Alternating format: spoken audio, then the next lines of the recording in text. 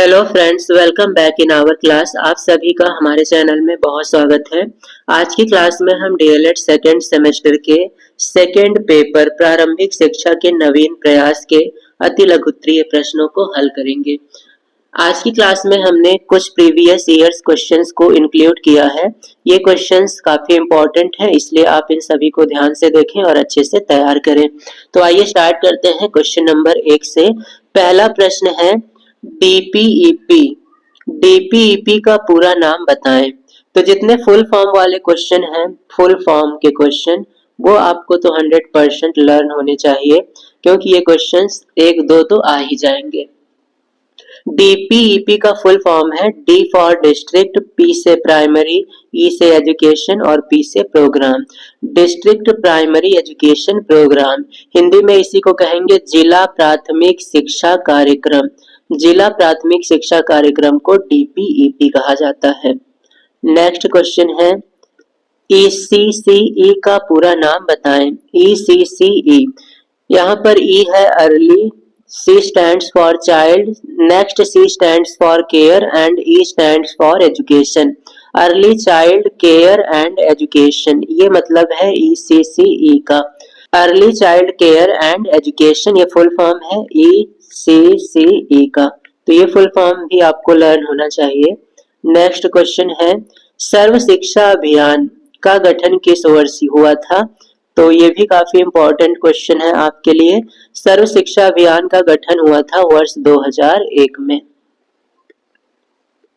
Next question है school चलो अभियान उत्तर प्रदेश में कब लागू हुआ। तो यह क्वेश्चन भी मोस्ट इंपॉर्टेंट में आप रखेंगे। स्कूल चलो अभियान उत्तर प्रदेश में 2004 में लागू हुआ था। नेक्स्ट क्वेश्चन है सीमेट का पूरा नाम क्या है। तो SIEMAT, state institute of educational management and training. तो ये फुल फॉर्म है सीमेट का, और सीमेट के क्वेश्चंस आपके लिए इंपॉर्टेंट होंगे, आप इन्हें लर्न करें। हिंदी में इसका नाम है राज्य शैक्षिक प्रबंधन एवं प्रशिक्षण संस्थान। नेक्स्ट क्वेश्चन है वर्तमान में शिक्षा को किस सूची में रखा गया है। तो वर्तमान में शिक्षा को समवर्ती सूची में रखा गया है। समवर्ती सूची में कानून बनाने का अधिकार केंद्र के पास भी रहता है और राज्य सरकार के पास भी रहता है। साथ ही साथ आप ये भी याद रखेंगे कि 42वें संविधान संशोधन के द्वारा शिक्षा को समवर्ती सूची में लाया गया था, और ये हुआ था 1976 में। तो ये तीनों पॉइंट आपको याद होने चाहिए। शिक्षा को समवर्ती सूची में लाया गया 1976 में 42वें संविधान संशोधन के द्वारा। नेक्स्ट क्वेश्चन है एनसीईआरटी का पूरा नाम बताएं। एनसीईआरटी का फुल फॉर्म भी काफी इंपॉर्टेंट है, और साथ ही साथ इसका मुख्यालय कहाँ पर है ये भी आपको याद रखना है। तो इसे हिंदी में कहते हैं राष्ट्रीय शैक्षिक अनुसंधान और प्रशिक्षण परिषद। एन से नेशनल, सी से काउंसिल, ई से एजुकेशन, आर से रिसर्च और टी से training. National council for education research and training. ये क्वेश्चन आपको लर्न होना चाहिए। और इसका हेडक्वार्टर की बात करें तो ये है न्यू दिल्ली में, मुख्यालय इसका न्यू दिल्ली में है। नेक्स्ट क्वेश्चन है SCERT का फुल फॉर्म बताएं। तो ये भी क्वेश्चन सेम उसी पैटर्न पर है। वहां पर N का मतलब था नेशनल और यहाँ पर S का मतलब है स्टेट। तो वो था राष्ट्रीय, और ये है राज्य शैक्षिक अनुसंधान और प्रशिक्षण परिषद। State council for education research and training, ये फुल फॉर्म है SCERT का। नेक्स्ट क्वेश्चन है एनसीटीई का पूरा नाम क्या है। एनसीटीई को फुल फॉर्म होता है national council for teacher education. National council for teacher education, ये फुल फॉर्म भी आपके लिए काफी इंपॉर्टेंट है। नेक्स्ट क्वेश्चन है आरटीआई का पूरा नाम क्या है और इसे कब लागू किया गया। आरटीआई का पूरा नाम होता है राइट टू इंफॉर्मेशन। इसके तहत हम भारत सरकार से किसी भी प्रकार की सूचना प्राप्त कर सकते हैं। तो सरकारी सूचना को प्राप्त करने के लिए ये आवश्यक है। नेक्स्ट क्वेश्चन है सीमेट कहाँ स्थित है। तो अभी सीमेट का हमने फुल फॉर्म देखा था। अब ये है कहाँ पर, तो सीमेट स्थित है इलाहाबाद में। ये क्वेश्चन भी काफी इंपॉर्टेंट होगा आपके लिए, फुल फॉर्म और कहाँ पर है। नेक्स्ट क्वेश्चन है, राज्य हिंदी संस्थान कहाँ स्थित है? तो राज्य हिंदी संस्थान वाराणसी में है। ये क्वेश्चन भी आपके लिए बहुत इंपॉर्टेंट है। नेक्स्ट क्वेश्चन है, राज्य विज्ञान शिक्षा संस्थान कहाँ स्थित है?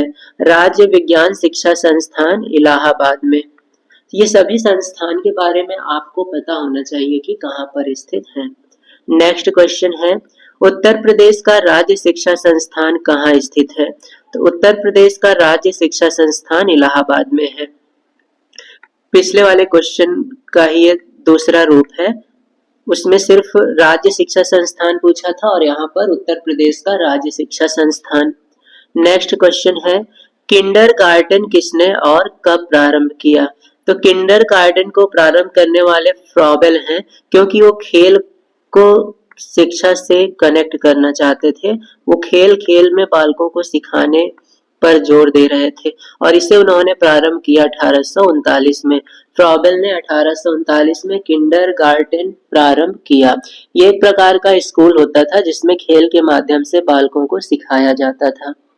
नेक्स्ट क्वेश्चन है, प्रकृति का दूसरा नाम क्या है? इसे हम दूसरे कौन से नाम से जानते हैं?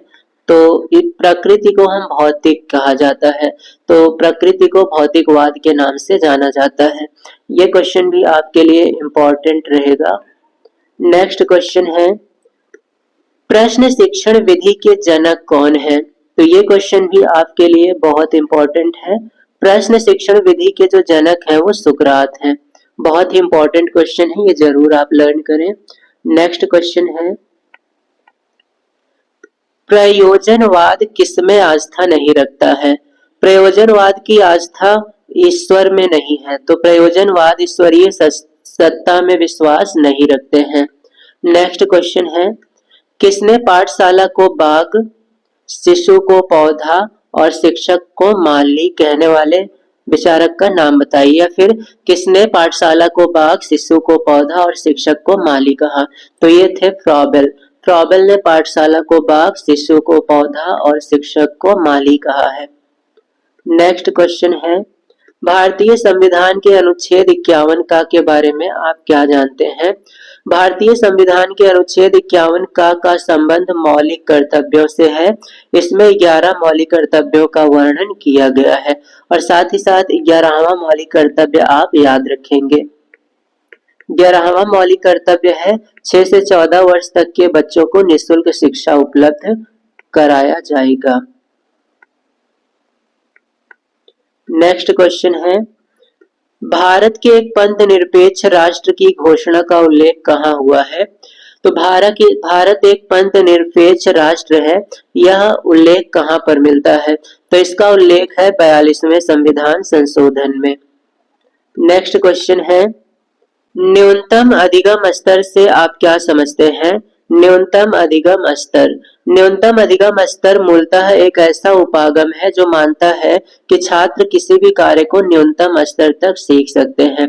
अर्थात अगर हम कोई कार्य किसी को सिखाना चाहते हैं तो वह उसका कुछ न कुछ भाग सीख ही जाएगा। जरूरी नहीं है कि वह एक बार में 100% सीख जाए, लेकिन वह 5%, 15%, 30% कुछ न कुछ भाग तो पक्का ही सीख जाएगा।